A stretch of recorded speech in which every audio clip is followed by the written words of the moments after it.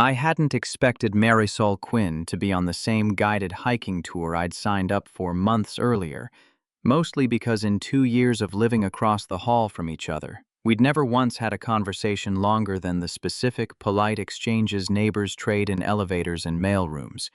But there she was, standing at the trailhead with the rest of our small group, looking equally startled to see me among the 8 strangers who'd all signed up for the same 3-day backcountry trek. "Asher," she said, adjusting her pack strap with visible surprise. "I did not expect to see you here." Likewise. Small world, apparently, given we live approximately 40 feet apart and somehow ended up on the same random hiking tour 3 states away. I registered for this trip almost a year ago. I didn't realize you were even the outdoorsy type, given our entire acquaintance has consisted of hallway nods and the occasional package left at the wrong door. I contain multitudes, apparently, including a dormant interest in backcountry hiking, that our 2 years of hallway small talk never once surfaced. I'm Asher Vale, 31, and Marisol Quinn has lived directly across the hall from me for 2 years, an arrangement that had produced exactly the kind of pleasant, surface-level neighborly relationship most apartment buildings specialize in. Brief greetings, the occasional held elevator door, absolutely no substantive conversation beyond logistics.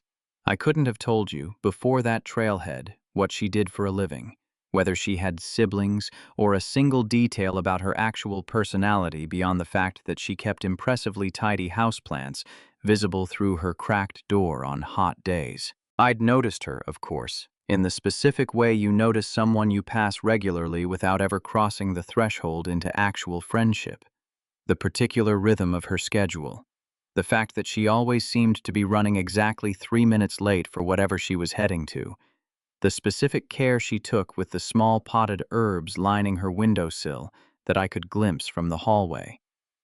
I'd occasionally wondered, in idle moments, what an actual conversation with her might reveal, and then promptly talked myself out of ever finding out, telling myself that disrupting a pleasant, uncomplicated neighborly dynamic wasn't worth the risk of an awkward interaction.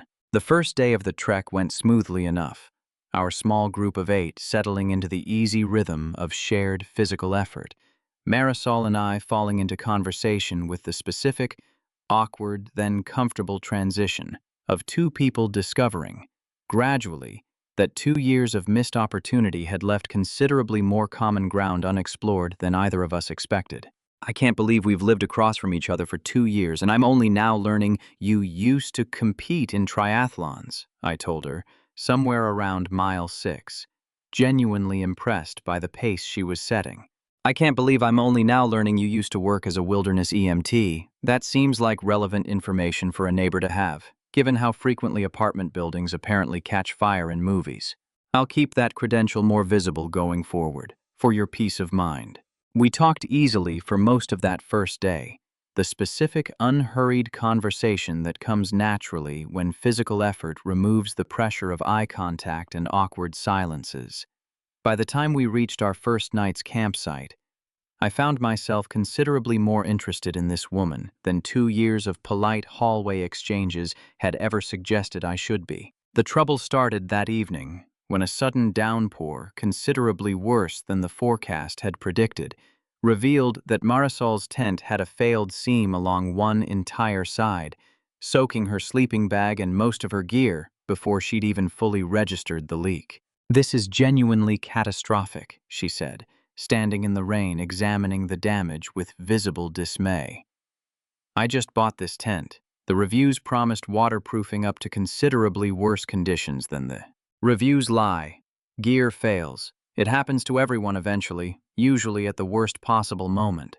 Our tour guide, a weathered woman named Cheryl, who'd clearly seen every possible camping disaster over decades of leading these trips, assessed the situation with brisk practicality.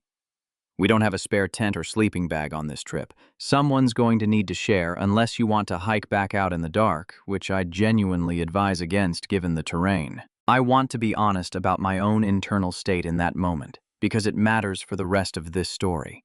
I offered to share my tent and sleeping bag without much hesitation, mostly out of straightforward decency toward a stranger, or more accurately, a neighbor I was rapidly discovering I wanted to know considerably better, facing a genuinely difficult situation. "Are you sure?" Marisol asked, clearly uncomfortable with the arrangement, despite having no better alternative. "This feels like a lot to ask of someone I've said maybe 40 words to in 2 years of living across the hall. You've said considerably more than 40 words to me today alone. And yes, I'm sure, unless you'd rather sleep in a collapsed, waterlogged tent, in which case I fully support that choice, though I'd question your judgment." She laughed, tension breaking slightly. "Fine. Thank you. Genuinely." We settled into my admittedly cramped two-person tent that night, both of us carefully maintaining a respectful distance, despite the shared sleeping bag necessitated by her ruined gear. The specific awkward physical proximity of two near strangers, navigating an intimacy neither of us had planned on. "This is deeply strange," Marisol admitted, once we'd both settled in, rain still drumming steadily on the tent's fabric. "I've lived across from you for 2 years without knowing you owned a single fleece jacket, and now I'm sharing a sleeping bag with you in the middle of a mountain range. Strange, but I'd argue considerably more interesting than another 2 years of hallway nods would have been."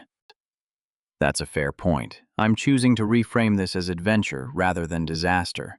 We talked for hours that night, the specific unguarded conversation that emerges naturally between two people confined to close quarters with nothing else to do but actually get to know each other. She told me about her job in environmental consulting, work she found genuinely meaningful but increasingly frustrated by, a specific restlessness that had been building for months. I told her about my own transition from wilderness EMT work to a more stable, considerably less exciting desk job, a change I'd made for practical reasons but occasionally missed. "Why'd you leave EMT work?" she asked, genuinely curious rather than just making polite conversation. "That seems like a considerably more interesting career than whatever brought you to a desk job." "Burnout, mostly. 5 years of genuinely difficult calls eventually caught up with me. I loved the work, honestly, right up until I didn't anymore. I still miss it some days, though the steady paycheck and considerably lower stress levels have their own appeal. Do you ever think about going back to it?" "Sometimes. I think I needed the break more than I needed a permanent exit, if I'm honest. This trip's actually the closest I've gotten to that world in almost 2 years. I'm glad you came then, even setting aside the obvious selfish reasons involving my collapsed tent.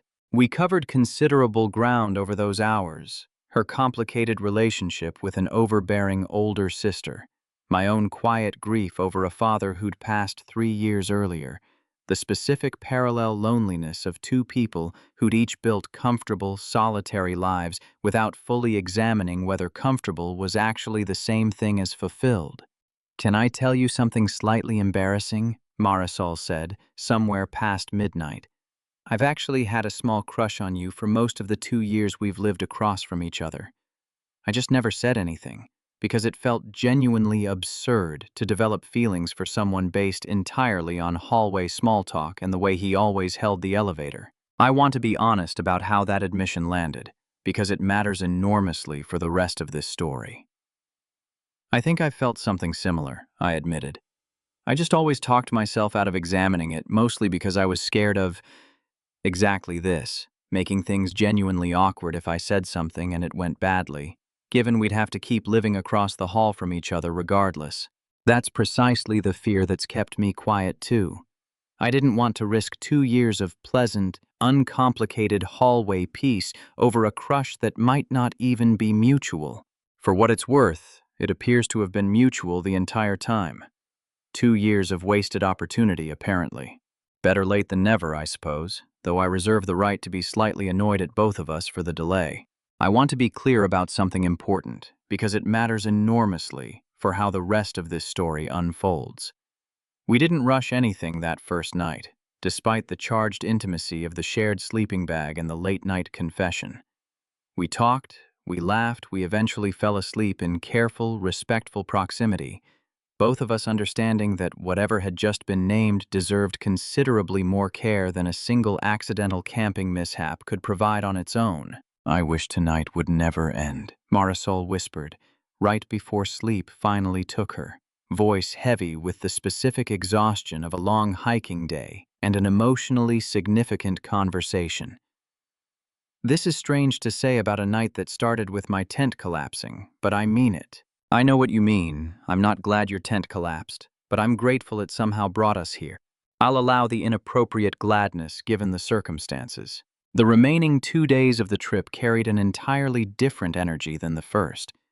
Both of us now openly, cautiously exploring what had shifted between us, careful not to move too fast given the practical reality that we'd be returning to our actual apartment building, across the hall from each other, once this trip ended. The second night, with Marisol's gear still drying out from the storm, we shared the tent again, though considerably less accidentally than the first time. Cheryl had offered to rearrange the group's sleeping arrangements once other options became available, and both of us, without much discussion, had quietly agreed we preferred to continue sharing rather than separate. I could technically bunk with one of the other women in the group tonight, Marisol mentioned as we set up camp for the second night. Cheryl offered, given my gear's mostly dried out now. Do you want to? Not particularly, if I'm honest. I think I'd rather stay here if that's not presuming too much. It's not presuming anything. I'd rather you stayed too. That second night carried a different quality than the first. Less charged with the shock of sudden intimacy, more settled into the comfortable, deliberate closeness of two people who'd already named what was happening between them.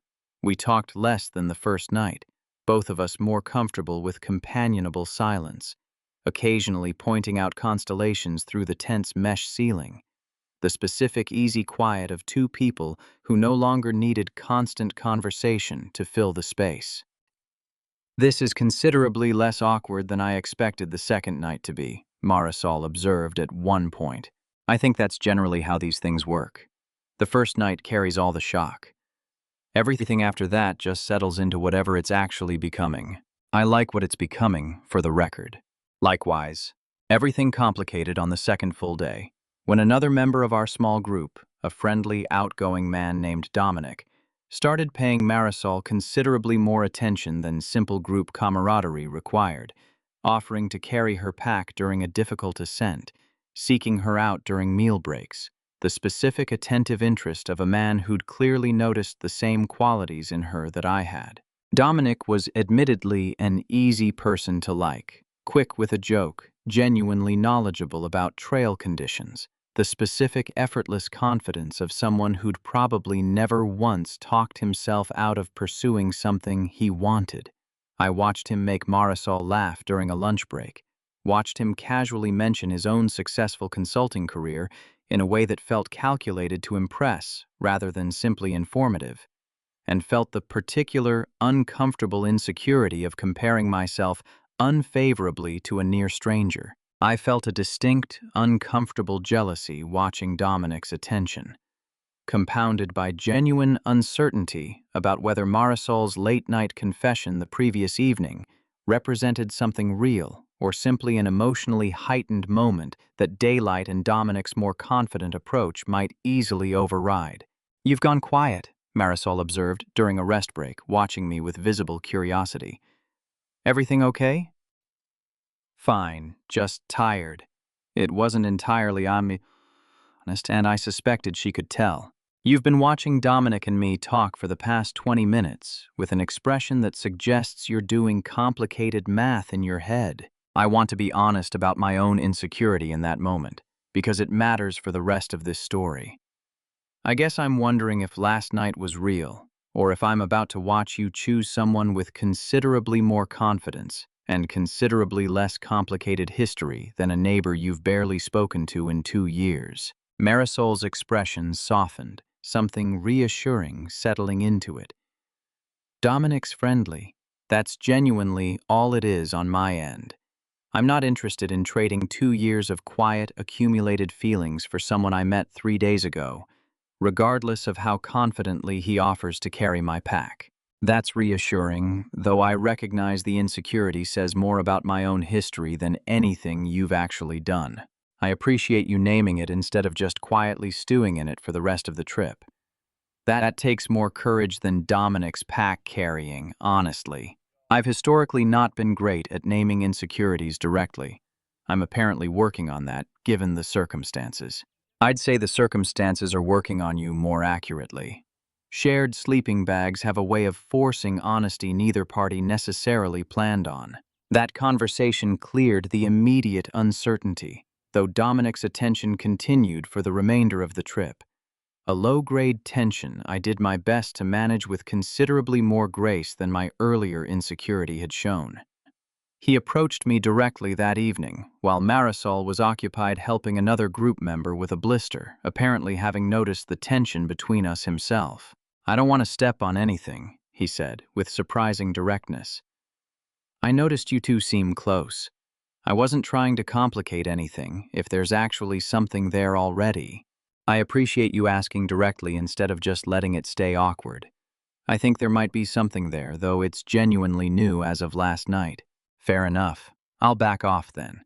For what it's worth, she seems like a genuinely great person. You're lucky if this actually works out."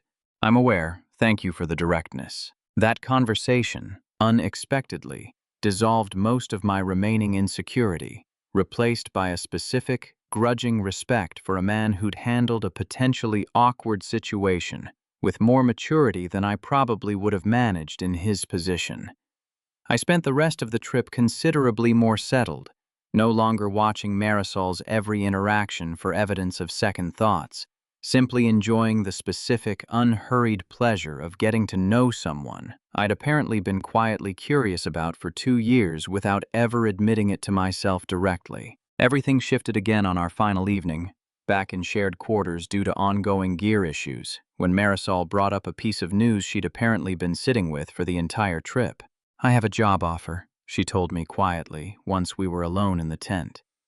"Environmental consulting position, considerably better than my current role, but it's in Portland. I'd need to move within 2 months if I accepted." I felt something cold settle in my chest, understanding immediately the specific weight of timing this represented. "When did you find out?" 3 weeks ago. I've been sitting with the decision since before this trip even started, actually. I almost didn't come on this hike at all, given how distracted I've been by the decision." "What's making the decision difficult?" 2 weeks ago, it would have been simple.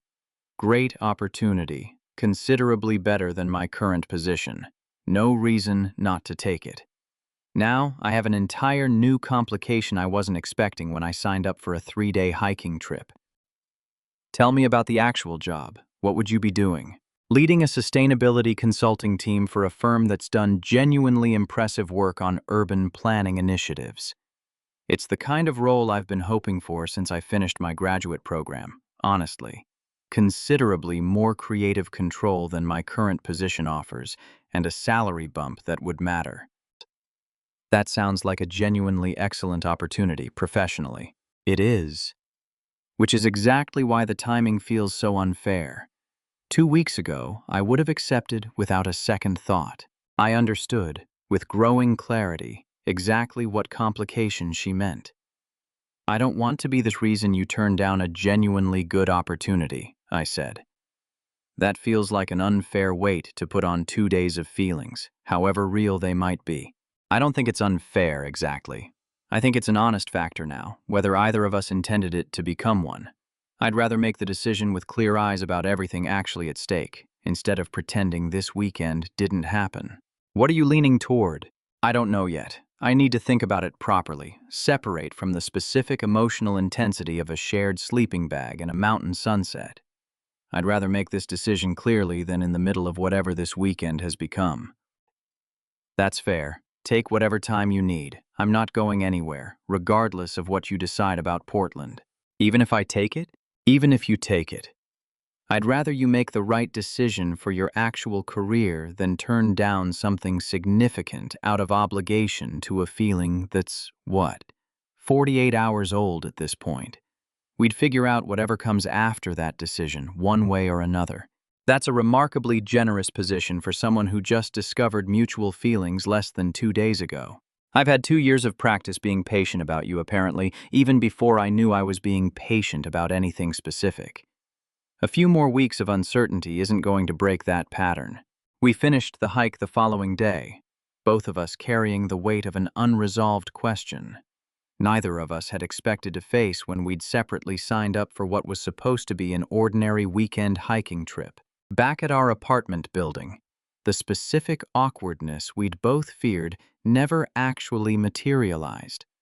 Instead, we fell into an easy pattern of seeing each other, considerably more than 2 years of hallway nods had ever produced.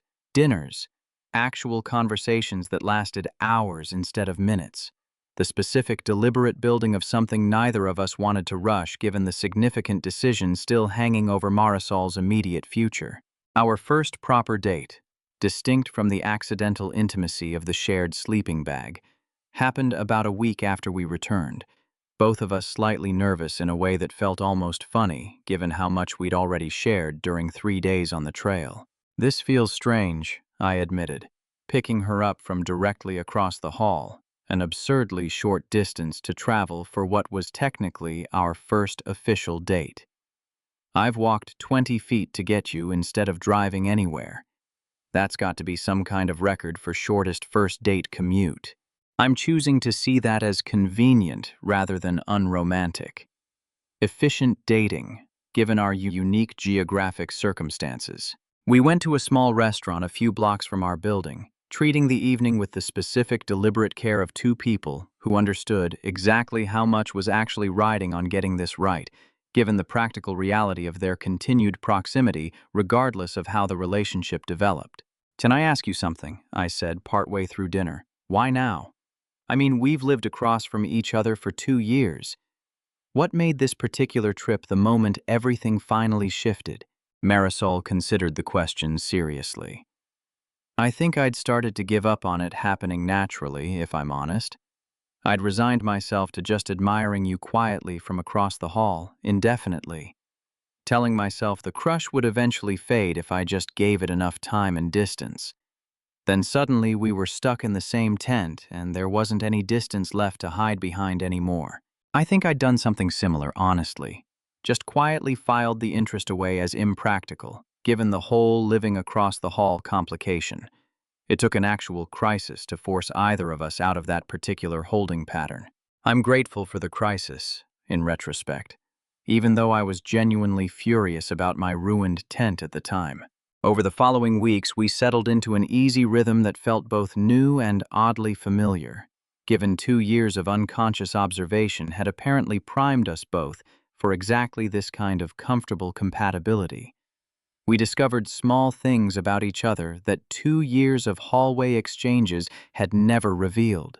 Her genuine passion for terrible reality television, my own quiet habit of reading cookbooks purely for entertainment without ever actually cooking the recipes, the specific comfortable overlap of two people who'd apparently been unconsciously compatible the entire time without ever testing the theory directly. "I keep thinking about how close we came to never actually finding this out," Marisol said one evening, about 3 weeks into officially dating. "If my tent hadn't failed, if we'd just continued as polite hallway acquaintances indefinitely." I try not to think about that particular alternate timeline too much. It's slightly depressing, given how well this is actually going. Fair point. I'll redirect my thoughts toward gratitude for faulty tent manufacturing instead. My own mother met Marisol properly about a month into our dating.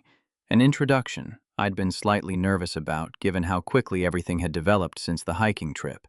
"I like her enormously," my mother told me privately after their first dinner together. "Though I have to ask, you've lived across the hall from this woman for 2 years and never once mentioned her existence to me?" I didn't think there was anything to mention. We were just neighbors. Just neighbors who apparently fell in love the second circumstances forced actual conversation. I'm choosing to interpret that as evidence. You were both quietly waiting for permission. Neither of you knew how to give yourselves. That's an oddly perceptive read for someone who met her 20 minutes ago. "I'm your mother, Asher. Perceptive reads on your romantic life are part of the job description, whether you appreciate the skill or not." Marisol's own family reacted with similar warmth, her older sister calling within days of hearing the news, demanding details with the specific enthusiasm of someone who'd apparently been hoping for exactly this outcome for longer than Marisol had let on. She told me about you months before the hiking trip, actually, her sister informed me, during our own first meeting. Nothing specific, just vague mentions of an intriguing neighbor she was too nervous to actually talk to properly. I'm delighted a collapsed tent finally forced the issue. I had no idea I'd been the subject of prior discussion. Extensive discussion, actually. You should feel flattered rather than alarmed. I've been thinking about Portland, she told me about 2 weeks after we'd returned, sitting on my couch during one of our now regular evenings together. And I called my sister that same week, needing an outside perspective while Marisol worked through her own decision independently. She's got a genuinely great job offer in Portland, I explained. I don't know how to feel about it, honestly.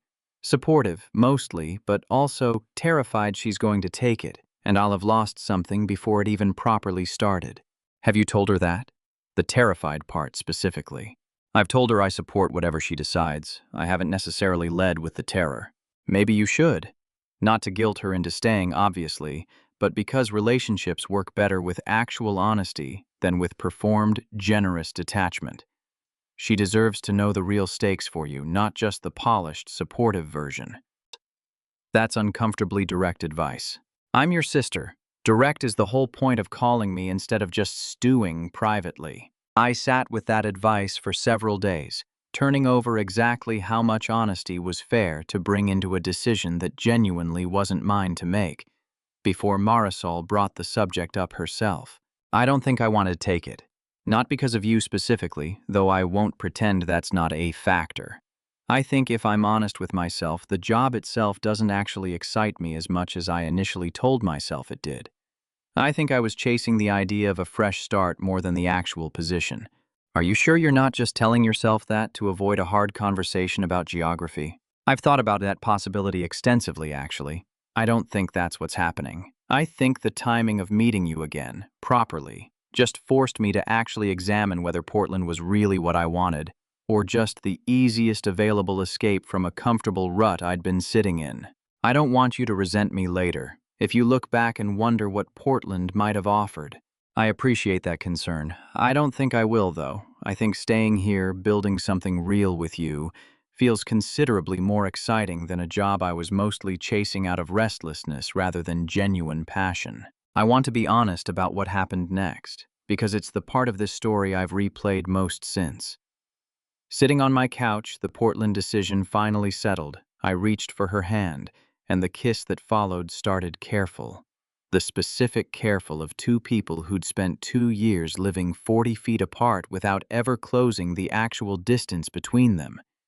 Then it went warm, her hand finding the front of my shirt with a certainty that erased whatever remaining hesitation either of us carried, and then, for one long, unhurried moment, it went past warm entirely, into something that made my ordinary living room feel like exactly the right place for 2 years of missed hallway opportunity to finally resolve itself.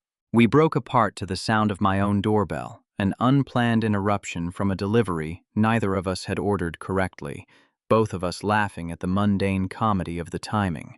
For the record, I said, I'm glad we found our way through that storm together. Best gear failure of my entire life, in retrospect. A week later, Marisol found a local role with almost exactly the kind of creative control Portland had promised. A smaller firm expanding its sustainability division, and specifically looking for someone with her exact background. She told me about it with visible relief, understanding immediately, before I even said anything, why the timing mattered so much to her. I want you to know I wasn't just settling, she said, showing me the offer letter. This isn't me giving up ambition for you.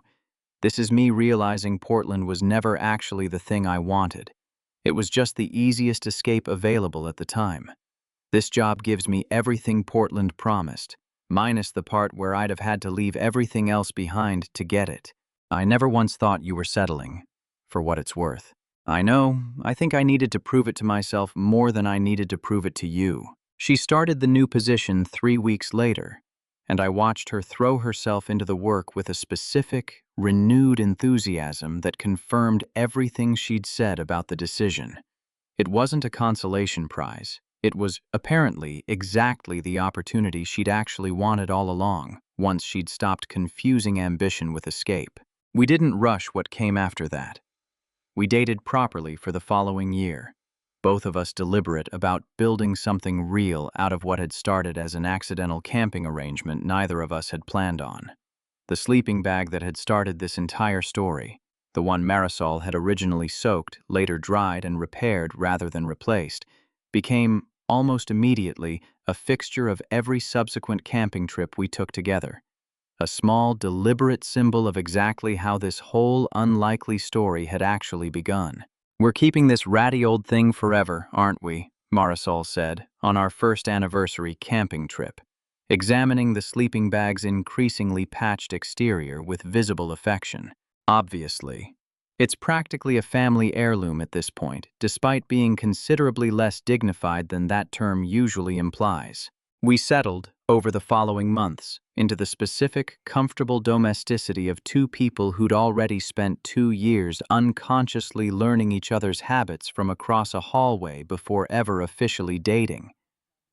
Grocery trips became shared errands more often than not, our respective apartments slowly accumulating each other's belongings in the specific, gradual way. Relationships tend to blur the boundaries between separate living spaces. "I think half my kitchen currently belongs to you," Marisol observed, about 8 months in, surveying a cabinet that had somehow filled with my cookware over the preceding months. "I think that's just called dating someone across the hall. The logistics were always going to blur eventually. I'm not complaining, just noting the specific efficiency of our particular arrangement. Most couples have to drive considerable distances to gradually merge households. We just have to cross a hallway." By the 1-year mark, we'd essentially been living between both apartments for months, an arrangement that made perfect practical sense given our physical proximity, but that we hadn't yet formalized into an actual shared lease. "Should we just get one apartment?" I asked her, somewhere around month 11, both of us laughing at how obvious the question felt given how thoroughly our lives had already merged. "Probably. Though I'll miss the option of retreating to separate territory when either of us needs space. We could keep both, purely for storage purposes. That feels financially unwise, but I appreciate the sentiment." I proposed the following spring, on a hiking trail near where our original trip had taken place, holding a ring and the same nervous energy I imagined I would have felt 2 years earlier if either of us had found the courage to say something in an ordinary apartment hallway, instead of waiting for a collapsed tent to force the conversation. I'd planned the proposal carefully, coordinating with Cheryl weeks in advance to arrange a private return trip to roughly the same overlook where Marisol and I had shared our first genuinely honest conversation. The specific location mattered enormously to me, even though the actual trail had changed slightly since our original visit. "This feels familiar," Marisol said as we reached the overlook, not yet suspecting anything beyond an ordinary anniversary hike. "Didn't we stop somewhere near here on the original trip?"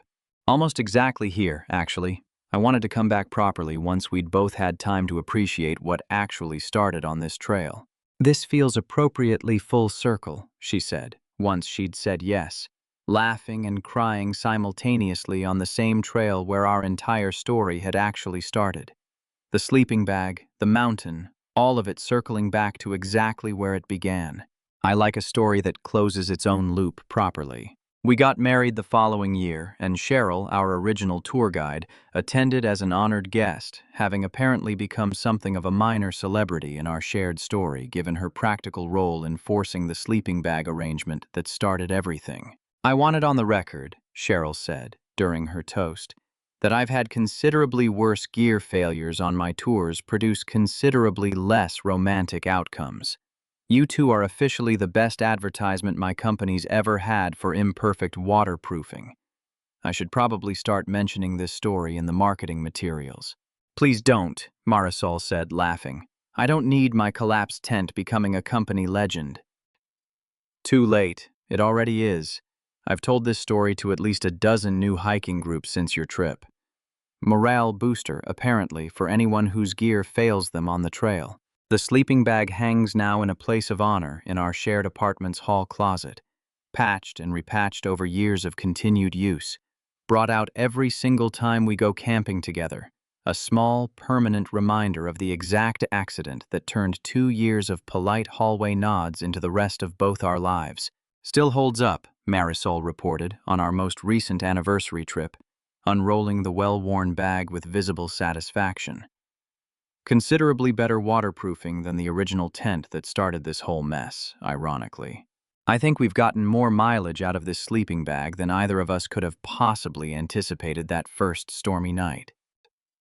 Best gear investment either of us never actually intended to make.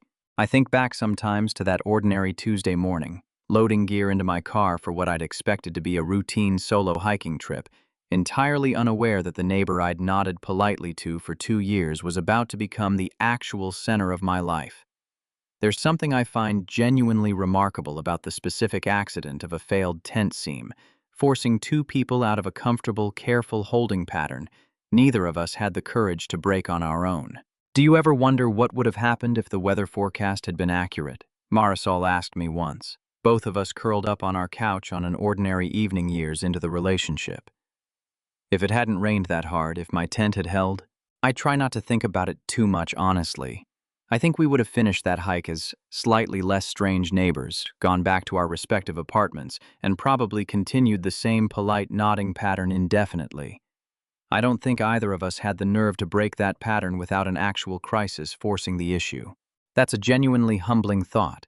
2 years of unrealized potential, saved only by a manufacturing defect in outdoor gear.